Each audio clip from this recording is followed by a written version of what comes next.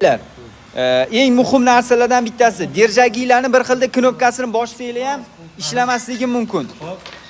Knopkasi tez buzilib turadi, derjaklarning knopkasi. Assalomu alaykum. Tez ketib qoladi. Tez buzilib qoladi. O'shaning uchun knopkani bu yechasizlar, ochasizlar, knopkani o'zini bosib ko'rasizlar. Agar bir ishlamayotgan bo'lsa, knopkani uzib turib, simini bir-biriga tegizib ko'rasizlar. Derjak ichidan kelayotgan, ana knopkani simi bor-ku, bir-biriga tegizsanglar kontakt bo'ladi.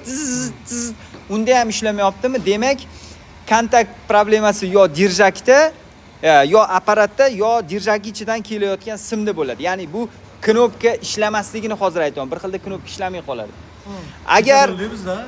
Agar men bular ham bo'sh bo'lsa, yaxshilab qotirmagan bo'lsangiz ham havo tortadi-da, qotgan svarkangiz yomon chiqadi. Nima chiqadi?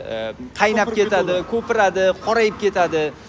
Keyin hamma narsa yaxshi, gaz hammasi yaxshi holda-yu, hammani shofi yaltiroq, bitta sizniki kir chiqayotgan bo'lsa, bu ikkita omil bo'ladi bu yerda. Yo derjak buzilgan, ya'ni 3 ta, 2 ta emas, 3 ta. Yo derjak teshilgan, qayerdandir buzilgan, yoki apparat qayerdandir ichidanmi shlang kirib ochib yopadigan klapani bo'ladi. O'sha yerdan qo'yib yuboryapti yoki gazi o'zi kir.